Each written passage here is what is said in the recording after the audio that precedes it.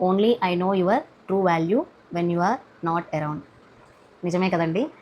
అందుకే ఈ వర్డ్ పెట్టించుకున్నాను. ఇది మా నాన్నగారు నర్సింగ్ వెంకన్న గౌడ్. ఎప్పటి నుంచో నా కోరిక అండి, మా డాడీ ఫ్రేమ్ ఇలా చేయించుకోవాలి అని.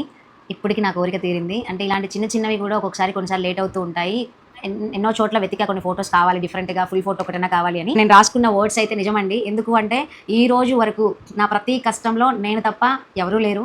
నాకు నేనుగానే ధైర్యం చెప్పుకొని ముందుకెళ్ళాను. నాకు నేనుగానే నిలబడ్డాను. అందరూ వెనక్కి లాగిన వాళ్ళే, ఎన్నో అన్నవాళ్ళే. ప్రతీదీ ఫేస్ చేసి లైఫ్‌లో వచ్చిందాన్నే నేను కూడా. అంత ఈజీగా నాకేమీ రాలేదు. ఈరోజు ఈ చిన్న సక్సెస్‌కే నేను మేబీ ఈ మాత్రం ఐడెంటిటీకే నేను గొప్పగా ఫీల్ అవుతున్నాను. లైఫ్‌లో ఇంకా ముందుకెళ్తానో, ఎళ్ళొచ్చు. అప్పుడు మా డాడీ ఇంకా ఫీల్ అవుతారేమో అనిపిస్తది. తాగుబోతోడో, తిరుగుబోతోడో, పనికిమాలినోడో, పనికొచ్చేవాడో మన లైఫ్‌లో దిక్కుగా, అండగా ఉంటే తండ్రి అయితే ఎక్కడున్నా సరే బ్రతికైతే ఉండాలి. ఎందుకు అంటే ఎంతమందికి తండ్రి లేని వాల్యూ తెలుసో లేదో నాకు తెలీదండి. నాకు మాత్రం బాగా తెలుసు. మన లైఫ్‌లో ఏదైతే లేదో వాటికి మనం త్వరగా అట్రాక్ట్ అవుతాం. ఏదైతే ఉండదో దాన్నే మనం ఎక్కువగా ఎక్స్‌పెక్ట్ చేస్తూ ఉంటాం. మన లైఫ్‌లో ఏదైతే ఉండదో దాని విలువనే మనకి బాగా తెలుస్తూ ఉంటుంది. ఎవరున్నా కూడా తండ్రి విలువ తండ్రికే. తండ్రి తీర్చే లోటు ఎవరూ తీర్చలేరు. అండ్ మన మన ఫ్యామిలీస్‌లో కానీ, మన బయట కానీ మనకంటూ ఒక మొగ దిక్కు లేకపోతే మన మీదకి ఒక చెయ్యి కాదు 5 చేతులు లేస్తాయి. మన మీదకి ఒక నోరు కాదు 5 నోరులు లేస్తాయి. ఎందుకు అంటే వెనక మాట్లాడేవాడు ఉండడు కాబట్టి. సింగిల్‌గా ఇండిపెండెంట్ వుమెన్‌గా ఇక్కడి వరకు రాణిస్తూ వచ్చాను. ఇలా రావడానికి నాకు 10 ఏళ్లే పట్టింది. పాజిటివ్ తీసుకునే వాళ్ళు చాలా తక్కువండి. నెగెటివ్ తీసుకునే వాళ్ళే ఎక్కువుండాలి. కొంతమంది ఎలా ఆలోచిస్తారంటే ఉంటే ఇంకెన్ని బాధలు పడేవాళ్ళో అని ఆలోచిస్తారేమో. అలా అనుకోవట్లేదు. మనం ఇప్పటిదాకా పడ్డ బాధలు చాలదా?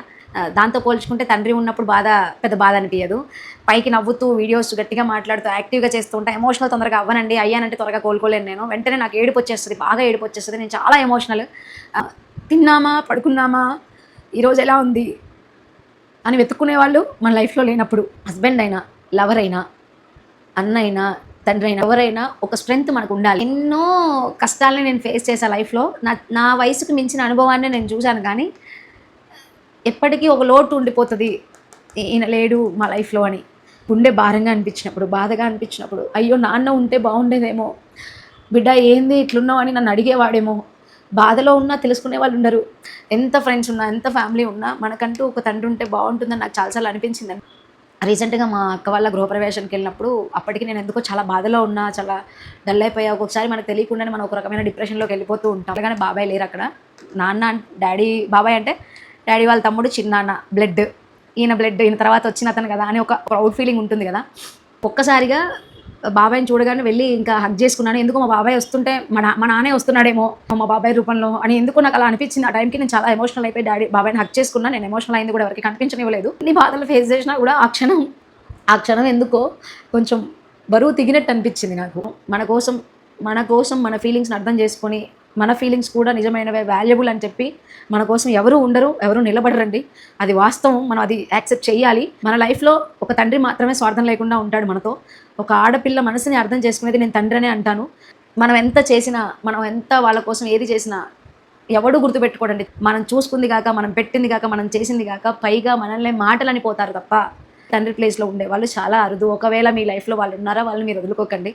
మీకు భర్త అవ్వచ్చు, లేకపోతే మీ పెళ్లి చేసుకోబోయే లవర్ అయ్యుండొచ్చు, మీ బ్రదర్ అయ్యుండొచ్చు. ఎవరైనా సరే అండి, తండ్రి ప్లేస్‌లో ఉండి మిమ్మల్ని చూసుకుంటున్నారు అంటే మాత్రం మీరు వాళ్ళకి వాల్యూ ఇవ్వండి.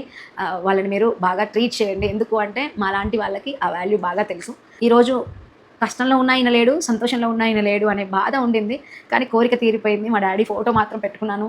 కష్టం తెలుసుకొని నీకు అండగా నిలబడ్డ వాడే నిజమైన మనిషండి. నీ ముందు గాని, నీ వెనక గాని ఒక మనిషి ఉన్నాడు అంటే, నీ కోసం నిలబడ్డాడు అంటే వాడు నిజమైన వ్యక్తి, మీ లైఫ్‌లో నిజంగా ఉన్న వ్యక్తి అని చెప్పేసి నమ్మండి మీరు. చిన్నప్పటి నుంచి చాలా హ్యాపీనెస్‌లకి నేను దూరమయ్యాను. స్టిల్ నేను ఎంజాయ్ చేయాలంటే చేయగలనండి. కానీ కొన్ని బాధ్యతలు కొన్ని అలా ఉండిపోయి మనం చేయాలనుకున్న ఎంజాయ్ కూడా చేయలేము. భారంగా ఉన్నప్పుడు మాత్రం మా నాన్న నాకు గుర్తొస్తూ ఉంటాడు. నువ్వుంటే ఈరోజు నేను నీతోనే చెప్పుకునేదాన్ని కదా. ఏదైనా సరే అండి, ఉన్నది ఉన్నట్టు మాట్లాడడమే నా నేచరు. దానివల్ల ఎంతోమంది హర్ట్ అవుతారు. హర్ట్ అయినా కూడా మళ్ళీ వెతుక్కొని నా దగ్గరకొస్తారు అనే నమ్మకం కూడా నాకుంటుంది. ఎందుకు అంటే నేను నిజమే మాట్లాడాను. నాకు వెనక వంగి వంగి దండాలు పెట్టడం, నటించడాలు అయితే అస్సలు రాదండి. అలా నేను కొంతమంది ఫ్రెండ్స్ దగ్గర చూశాను. నీలో ఉన్న మిస్టేక్‌ని, నీలో ఉన్న గొప్పతనాన్ని చూపించేది నీ ఫ్రెండే. నా ఛానెల్ ఉన్నన్ని రోజులు, నేను బతికున్నన్ని రోజులు మా నాన్న గుర్తుగా మాత్రం నాకు ఈ వీడియో ఉంటుంది అని చెప్పేసి ఈ చిన్న వీడియో అండి. సింపుల్‌గా చెప్పాలంటే ఎవరి లైఫ్‌లో వాళ్ళు ఎవరి సిట్యుయేషన్స్ వాళ్ళకి రాసిపెట్టుంటే ఎలా ఉంటే అలాగే జరిగిద్దని కూడా నేను నమ్ముతాను. ఎంతో కొంత వాళ్ళ లైఫ్‌లో వాళ్ళ తండ్రులో, వాళ్ళ హస్బెండ్సో, వాళ్ళ బాయ్ ఫ్రెండ్సో లేకపోతే బ్రదర్సో ఎవరో ఒకళ్ళ సపోర్ట్, ఏదో ఒకరు అండ ఎవరికైనా ఉంటుంటుంది. కానీ అది ఏది లేని వాళ్ళకి ఆ పెయిన్ బాగా తెలుస్తుంది. ఈరోజు నాకైతే మాత్రం ఒకటే అనిపించింది. ఎంత బాధొచ్చినా, ఎంత కష్టం వచ్చినా, సంతోషమైనా, ఏదైనా మనసు బాగోకున్నా కడుపులో పెట్టుకునేది ఒక తండ్రి మాత్రమే అని నాకు అనిపించిందండి. మనసంతా భారం అయిపోయింది, గుండెంతా బరువుగా ఉంది అన్న టైంలో అమ్మన్నా నిన్ను వదిలేసి వెళ్ళిపోతుందేమో కానీ అదే తండ్రి అయితే వదిలేసి వెళ్ళిపోడు కదా అనిపిస్తుంది కొన్నిసార్లు. అంటే అంత పెయిన్ నాలో ఉండిపోయింది. ఈరోజు ఆ పెయిన్‌ని మీ ముందు అండ్ మా డ్యాడీ ఫోటో రూపంలో ఈరోజు నా ఛానల్‌లో పెట్టుకోబోతున్నాను. నా మాటలు మీకు ఎలా అనిపించాయి? ఎంతమందికి ఇలా అనిపించింది?